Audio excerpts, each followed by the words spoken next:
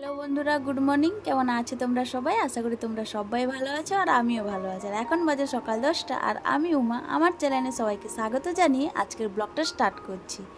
I hope আজকের ব্লগটা তোমাদের ভালো লাগবে। বন্ধুরা, সকালে ঘুম থেকে উঠতেই আজ একটু লেট হয়ে গেছে, প্রায় 7:30টার মতো বেজে গেছে আর কি। আর তোমরা তো জানোই যে রাতে একটু লেট করে ঘুমানো হয়, তাই জন্য আর কি। তো উঠেই আগে আমি সকালের সমস্ত কাজগুলো করে নিয়েছি। তো রান্নাও করেছিলাম আর কিছুটা বাকি আছে, তো এখন ওটা করবো আর কি।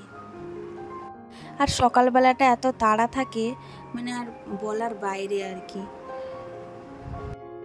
তো সকালে রান্না করেছিলাম হচ্ছে আলু পোস্ত আর বড়ি দিয়ে আলু কাঁচকলার তরকারি। আর এখন করব হচ্ছে সব রকম সবজি দিয়ে একটা চচ্চড়ি করব, দিলে রান্না কমপ্লিট আর কি। আর আমি এখানে চচ্চড়িটা বসিয়ে দিয়েছি 5 ফোড়ন শুকনো লঙ্কা দিয়ে, যা দেওয়া হয় আর কি।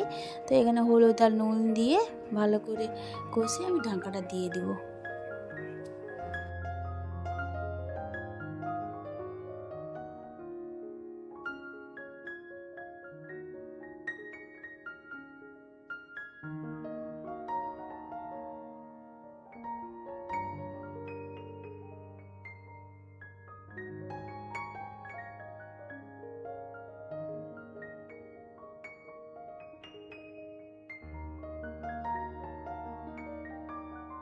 তো আমার রান্না বান্না কমপ্লিট।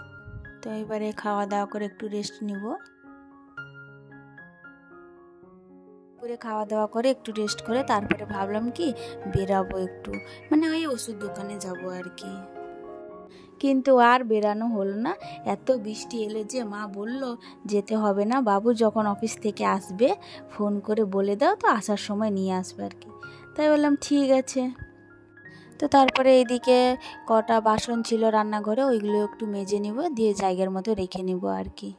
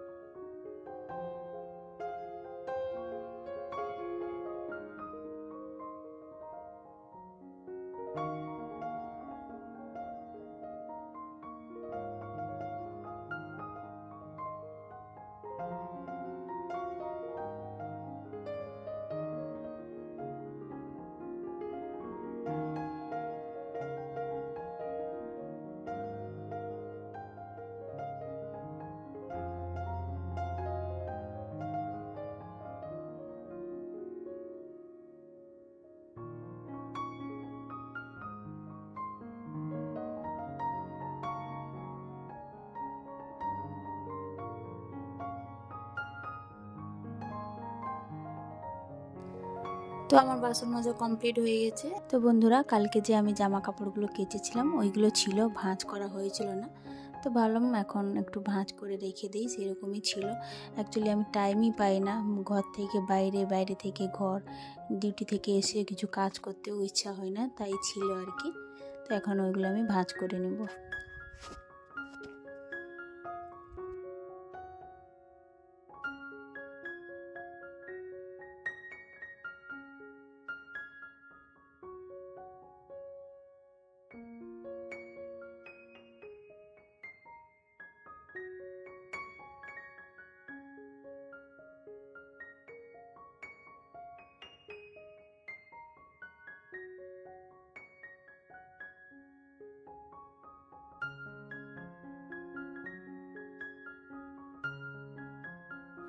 আর আমি এখানে বেডশিটের সাথে কভারটাও রেখে দিচ্ছি, যাতে যখন বেডশিটটা বের করব তখন কভারটা যেন খুঁজতে না হয় আর কি।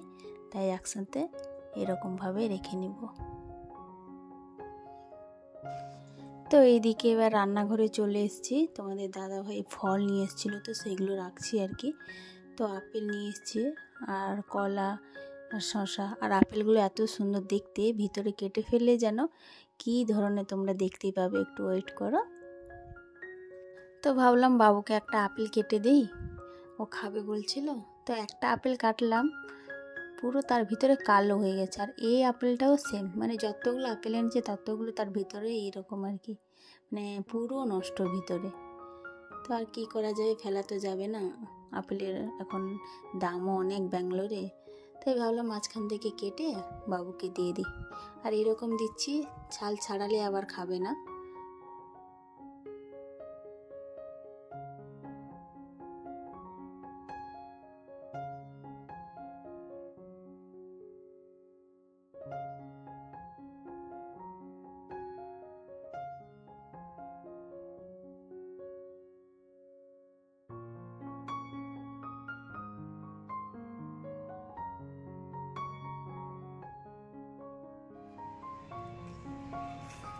চলো বাবুকে দিয়ে দেওয়া যাক।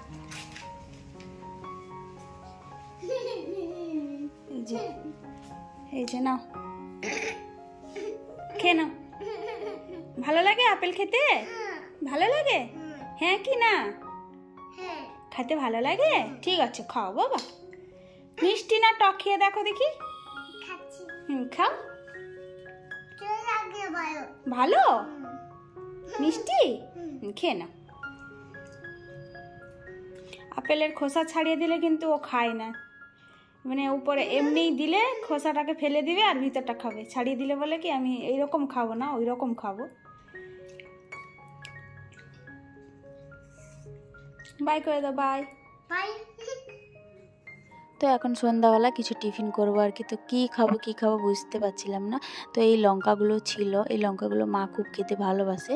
তো ভাবলাম কি এই লঙ্কাগুলো একটু পকোড়া বানিয়ে নিই, মুড়ি খাওয়া হয়ে যাবে আর কি। তো আমি লঙ্কাগুলো কেটে নুন মেখে নিয়েছি। তো এবারে আমি বেসনগুলো গুলিয়ে তারপরে আমি তেল গরম করে লঙ্কাগুলো ছেড়ে দেবো।